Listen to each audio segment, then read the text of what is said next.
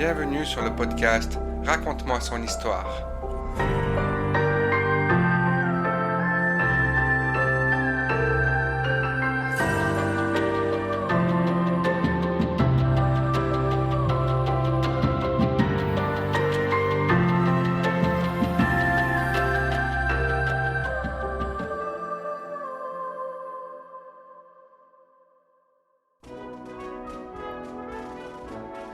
Aujourd'hui, nous partons à la découverte d'une personne qui a œuvré lors de la guerre de sécession, n'étant ni avec le Sud ni avec le Nord. D'ailleurs, elle n'avait pas d'armes, mais plutôt le serment d'Hippocrate en elle. Cette personne, qui a été dévouée pour un seul but, l'humanitaire, elle a même créé la première Croix-Rouge américaine. Avec une vie pleine de rebondissements, je vous présente Clarissa Harlow Barton, l'ange humaine.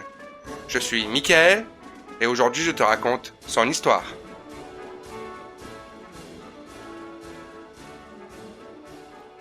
Clarissa Harlow Barton, appelée plus souvent Clara Barton, vient au monde le 25 décembre 1821 à Oxford, dans le Massachusetts. Déjà, la fille, elle est née le 25 décembre. Ça sent très bon pour la suite, vous trouvez pas? Clara est la cadette de 5 enfants. Fille de Stephen et de Sarah Barton, son père est un agriculteur prospère. Elle grandit dans une famille abolitionniste. Pour ceux qui ne savent pas, c'est une famille qui était contre l'esclavage des Noirs. Ses parents ont même participé à la fondation de la première église universaliste de la ville de Oxford. Son père Stephen a servi sous les ordres du général Anthony Wayne. Ce mec était un des pères fondateurs des États-Unis. Il a aussi participé à la guerre indienne dans le territoire du Nord-Ouest. Il est également capitaine de la milice et sera élu en 1836 à la Chambre des représentants du Massachusetts. Elle a 2 frères, Stephen Jr. et David, ainsi que 2 sœurs, Dorothy et Sally, qui ont tous au moins 10 ans de plus qu'elle.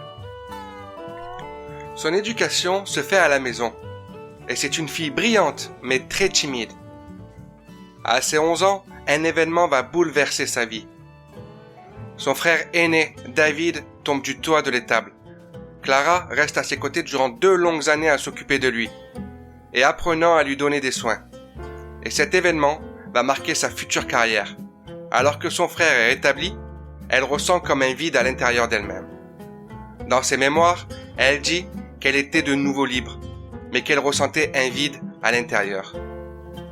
Sous les conseils de sa famille et du célèbre phrénologue Fowler, elle devient enseignante à l'âge de 18 ans. Elle fonde une école pour les enfants des ouvriers où travaillait son frère.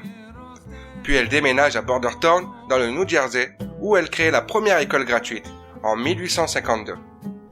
Par la suite, elle démissionne de son poste d'enseignante parce qu'elle a découvert que l'école a embauché un homme qui gagnait 2 fois son salaire. Et dans sa tête, il était hors de question de travailler et de toucher moins qu'un homme. Clara n'accepte pas cette différence qui, encore aujourd'hui dans notre société, est très présente.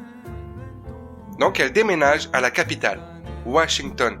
Même si Washington est devenue la capitale en 1800, elle sera reconnue comme telle après la guerre de sécession. Mais ce n'est pas le sujet. En 1854, elle fut embauchée comme secrétaire au bureau des brevets, un poste bien rémunéré. Alors, elle est la première femme à ce poste. Elle touche le même salaire que ses homologues masculins, qui est de 1400 $ par an. Alors qu'aujourd'hui, c'est pas grand-chose, mais à l'époque, c'était bien. En gros, 1400 $ était équivalent à 28 000 €, à peu près. Il y a une marge d'erreur à prendre en compte. L'année suivante, Robert McClellan, alors fraîchement nominé secrétaire de l'Intérieur, va bouleverser tout ça. Le mec était tellement misogyne qu'il ne supportait pas les femmes dans le gouvernement. Donc, il rétrograde Clara en tant que copiste avec un salaire bien plus bas. En 1857, Buchanan, qui est au passage le 15e président des États-Unis, supprime le poste de copiste. Elle se rend donc à Worcester en 1858, où elle entreprend des études dans une académie de la ville. Même si ses études se passent pour le mieux, elle a ce besoin d'aider les autres. Alors que la santé de son neveu n'est pas au top, un changement de climat lui est recommandé.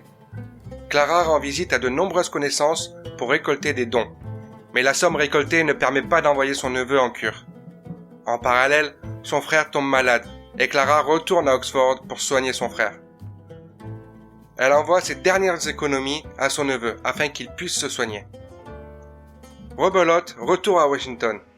Elle retrouve son poste de copiste en 1860. Abraham Lincoln, qui vient alors d'être élu président de la République, a remis le poste en fonction. Un événement marquant va maintenant débuter dans l'histoire des États-Unis. La guerre de sécession. En quelques mots, la guerre de sécession, c'est une guerre civile qui a duré 4 ans, où le pays était divisé par deux. Le Nord, appelé les Yankees, et le Sud, les Confédérés. Et cette guerre a été pour l'abolition de l'esclavage. Maintenant que vous avez le contexte, revenons sur Clara, qui a participé elle aussi à la guerre de sécession, mais d'une autre manière. Donc nous sommes en 1861 et Clara quitte son poste et elle entreprend la mission de sa vie. Alors qu'un train rempli d'hommes du Massachusetts répondant à l'appel du président Lincoln en faveur de soldats de l'Union fut attaqué lors d'une émeute à Baltimore, dans le Maryland. Après leur arrivée à Washington, ils ont été envoyés dans un hôpital de fortune, installé dans la salle du Sénat américain. Clara leur apportait de la nourriture et des fournitures et répondait à leurs besoins.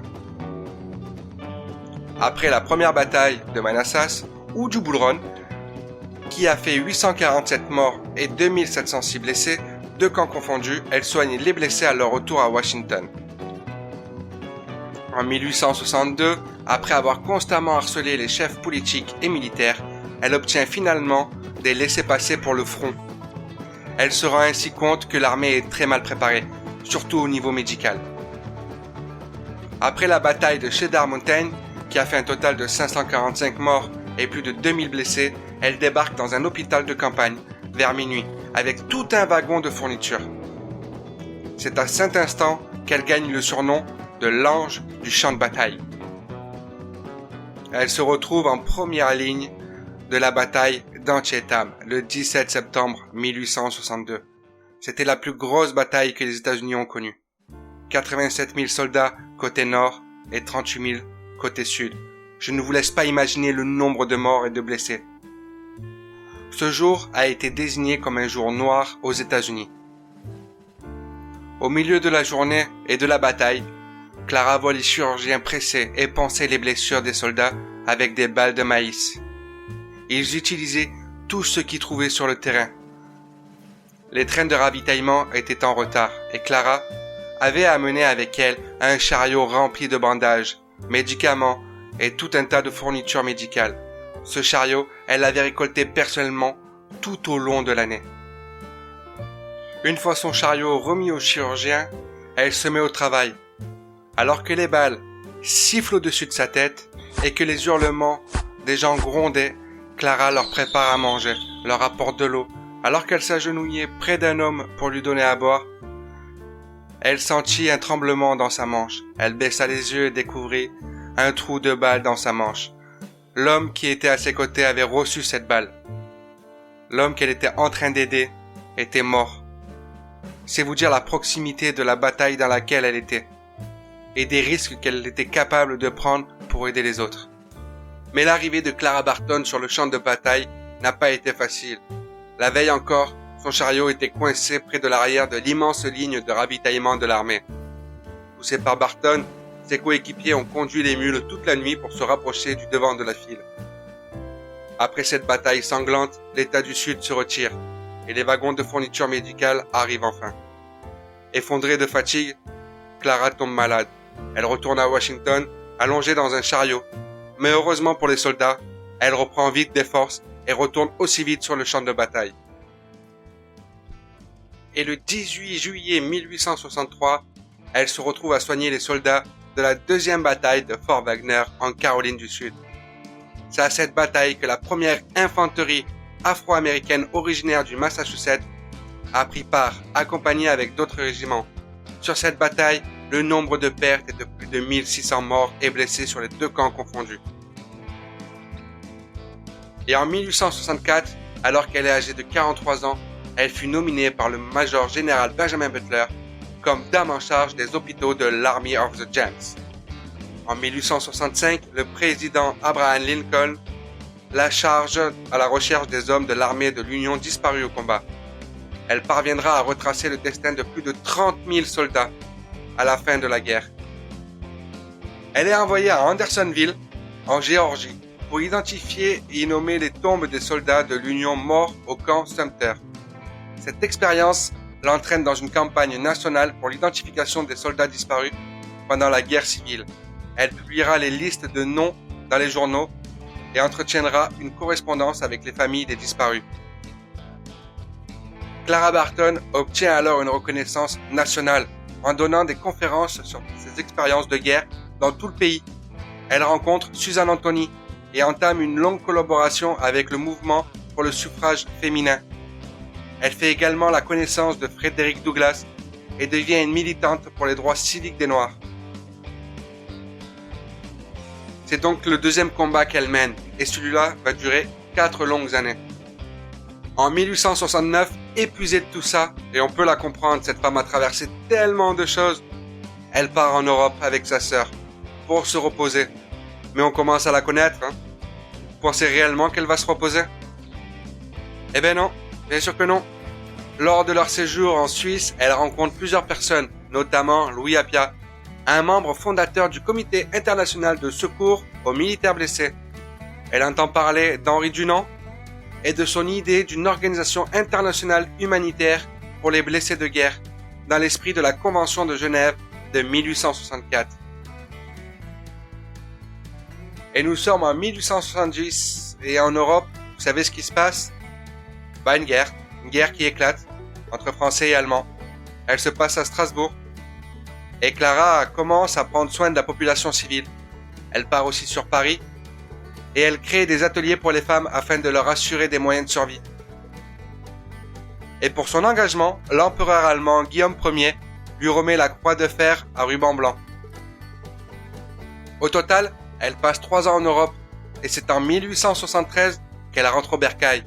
Elle se bat pour obtenir l'adhésion de son pays à la Convention de Genève et la mise en place d'une organisation de la Croix-Rouge aux États-Unis. Quand elle commence en 1873 à mettre en place la Croix-Rouge américaine, personne aux États-Unis ne croit que le pays puisse connaître une nouvelle expérience comparable à la guerre civile. Elle parvient cependant à convaincre le gouvernement du président James Garfield que la Croix-Rouge peut être une grande utilité pour d'autres types de crises ou de catastrophes.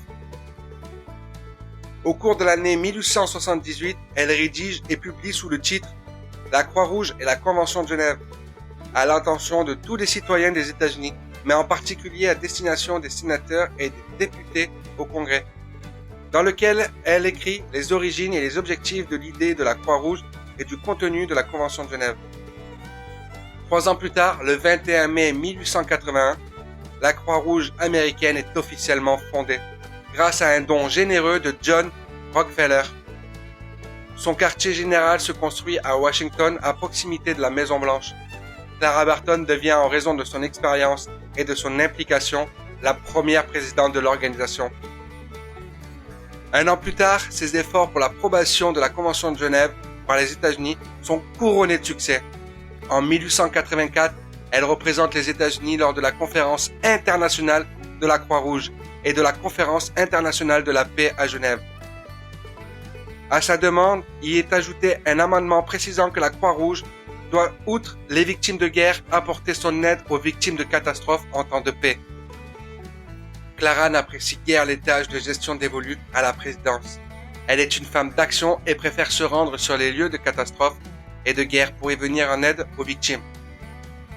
Et c'est ainsi qu'elle se déplace elle-même sur les terrains lors d'inondations, de tornades, d'épidémies de fièvre jaune ou de typhus aux États-Unis, ainsi que lors d'une famine en Russie pendant la guerre russo-turque, la guerre de Cuba, la guerre russo-japonaise et dans d'autres régions du monde.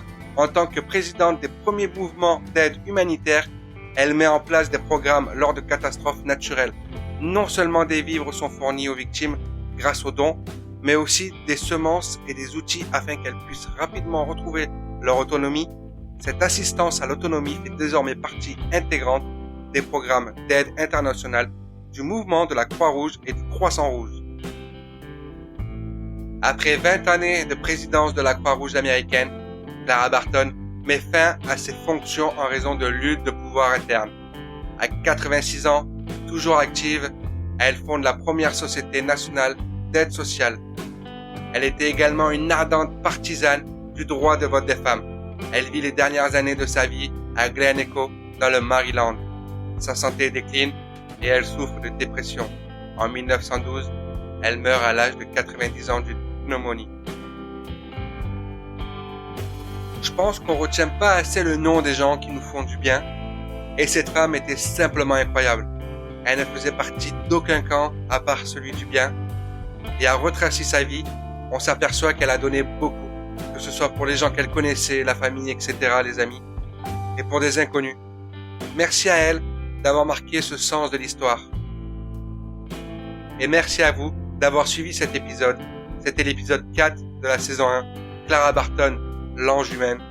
N'hésitez pas à vous abonner pour ne pas manquer le prochain épisode. J'espère que cette histoire vous a plu. Moi, j'ai kiffé vous la raconter. C'était Michael et je vous dis ciao.